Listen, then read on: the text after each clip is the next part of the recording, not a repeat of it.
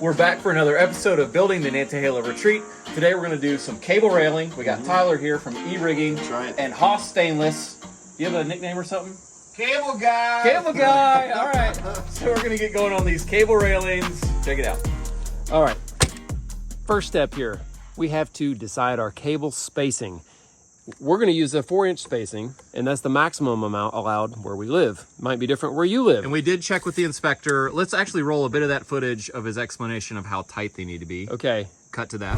Yeah, get your pitch pop out there. Come on. Okay, you got it. How tight do we need to have these cables exactly? Well, he said a specified tension is 5th string on the banjo.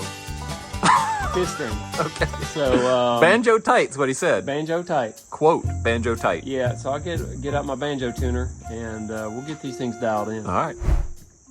And we're back. It's pretty technical, actually, so you might want to rewind the video and check again. 4 inches on center. I have a scrap piece of wood here. This is 5.5 wide. This one's for the 6x6 posts. I made another one, 3.5 wide for the 4x4 posts. I'm actually even going to screw a little edge fence on this so it'll register, and I can actually stick a quick clamp on it, and that way it keeps me from having to hold it, and I can just drill it very easily.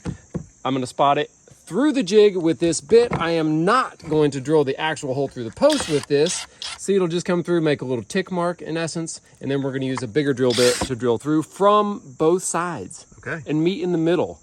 There's a couple reasons for that, but I'm sure you're going to... And there's a country song about that. Delete that anyway, so I'll spare you. James got a few pro tips about using wood templates and jigs. He tried this once, but it took about 10 minutes.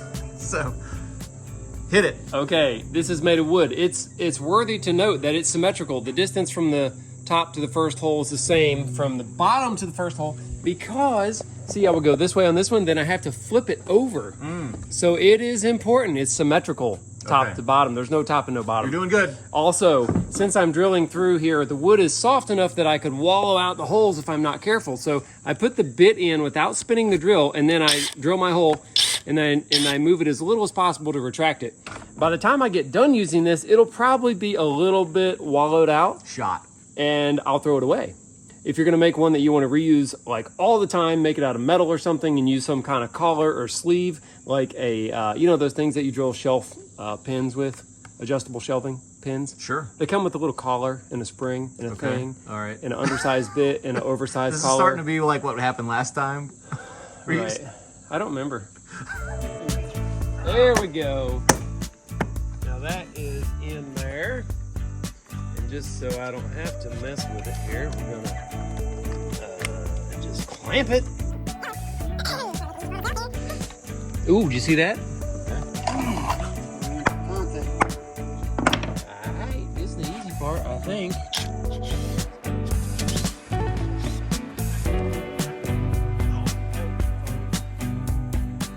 This is what we're pre-drilling with for our anchoring screw, which is a stainless steel trim head screw. Because stainless steel is a little more brittle. Is that what you'd call it? I would say it's a little soft. It will snap. Yeah. So even though it's a small screw, we're pre-drilling. That's what John is doing, and it's very important.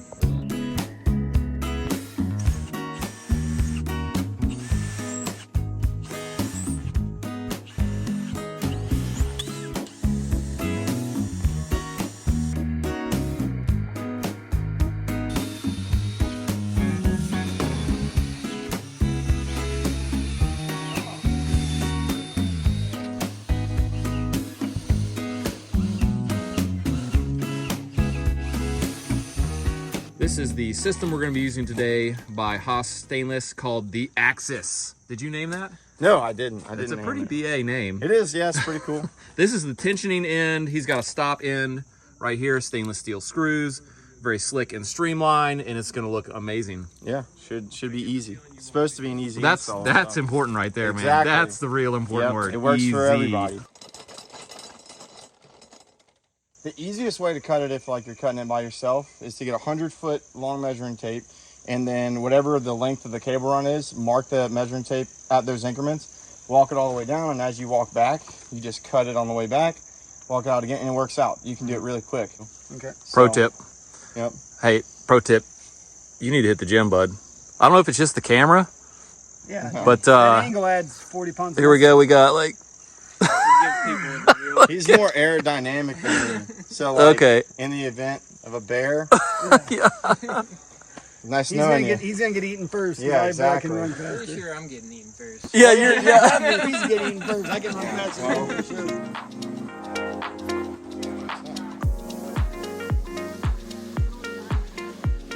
Here's a look at our stainless cable, 1/8 inch, and he knows a lot more about this than me. So it's type 316 stainless steel cable, and the cable construction is 1x19. So 1x19 is basically you have a solid core strand wrapped by 19 smaller wires or cables. There it is. Yep. And so basically it's a stiff running cable. You don't want cable that's going to stretch a lot with cable run. So it's a very stiff running cable, and then it being type 316, it's going to be the most corrosion resistant, which is good for the weather. You know, it's good for saltwater environments, that sort of stuff. So yeah, I mean, it's kind of your preferred cable for cable railing system. Oh, look at the man. See, he gets down in there and gets eagle eye with it. What's your job out here? Blowhole guy. Demonstrate, please. Okay. That's a pretty good name. It's a very important job. Dude, as far as cable guys go, this one's the best cable guy ever. You can see these holes are way bigger than our 1/8 inch cable, and that's because we actually drilled for this, which is a post protector. They will go into each side like that and look really slick and guide the cable in. So we're gonna go there on all of our intermediate posts.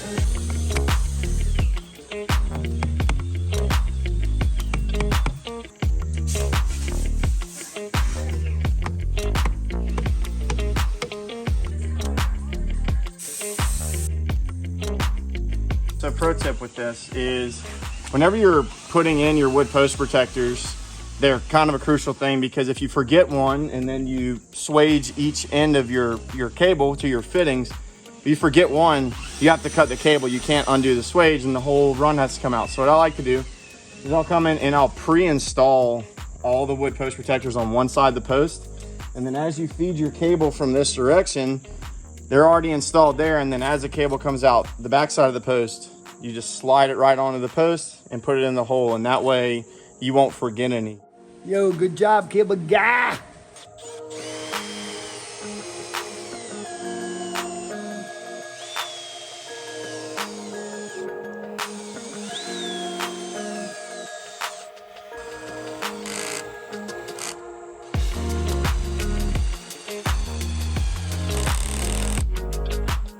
Jason's using the clutch on his drill here, set at number 9. That seems to be about right. That's a good idea for stainless, by the way. I think so. You know, what Tyler's just assembled here will hold the cable in the end that my fingers are holding this on, and the other end will screw into your stop. And the cable will be swaged, which means crimped, into that piece, and this will be threaded in, and it'll look like that.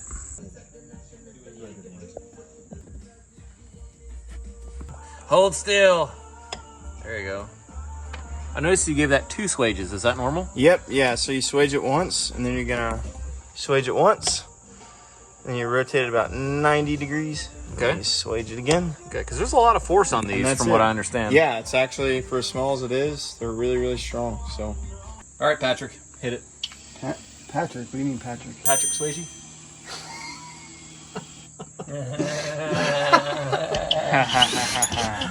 Nobody puts baby in the corner. I'm not much of a betting man, but I will sway you 500 that you can't do this in 30 minutes. Okay. That was pretty funny.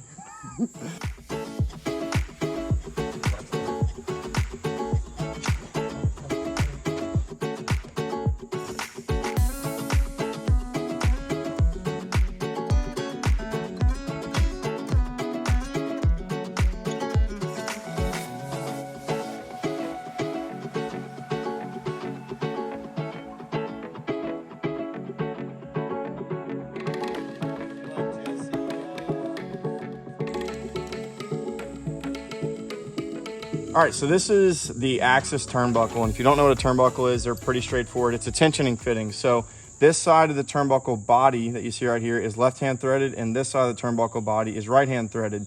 And then as you rotate this turnbuckle, it's gonna draw these two together, which is gonna tighten your cable. So what you're seeing here is this little threaded stud that threads into the receiver. Then your turnbuckle threads onto it, like so. And then the swage end that actually attaches to your cable is what's going to thread onto this other side. And that's it.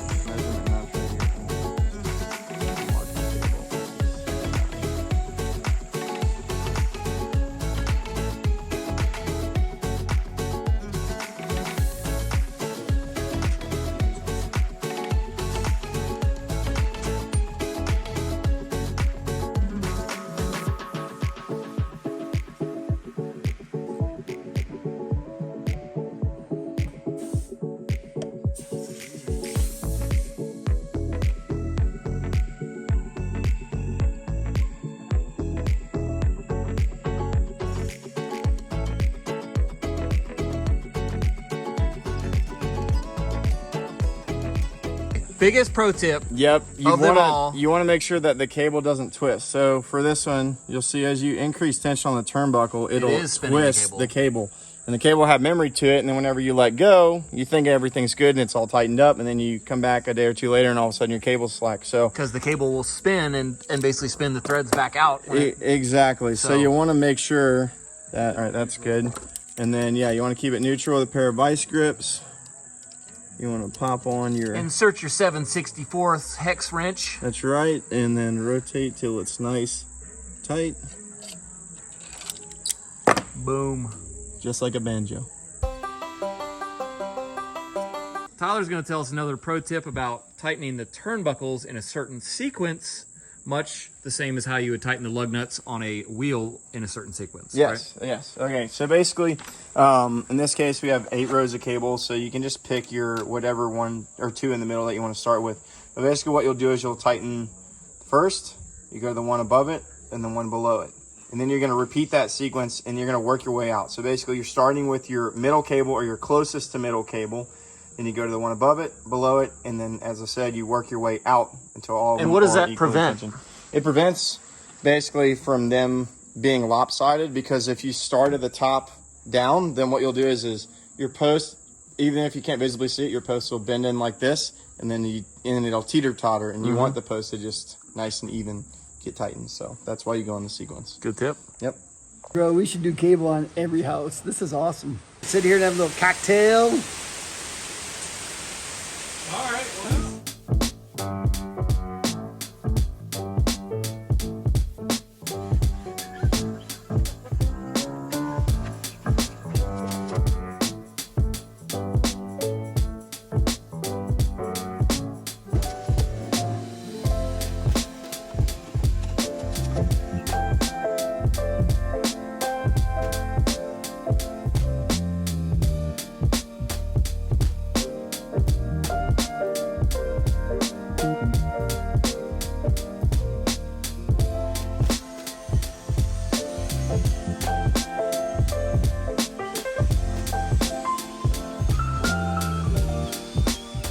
This is phenomenal, bro. Are we getting paid today?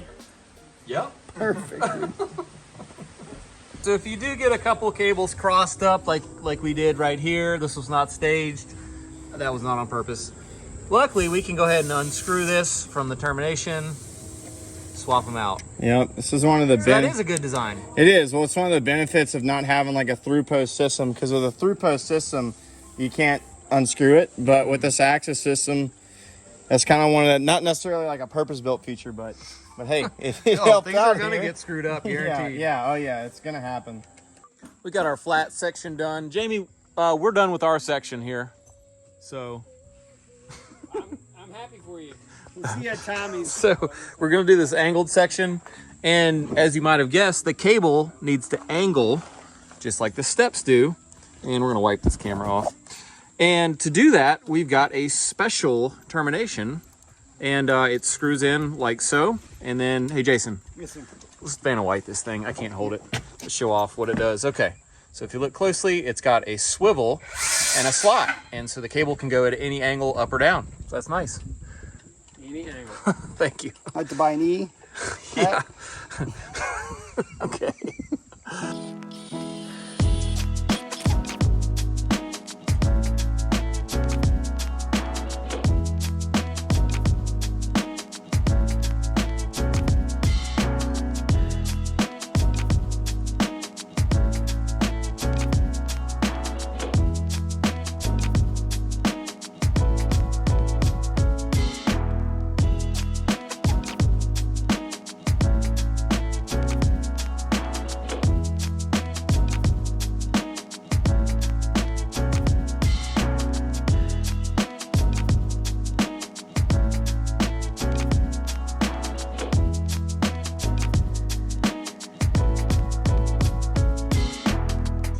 Dude, what are you doing? I'm just staining this. It's gonna cap that one post in the corner.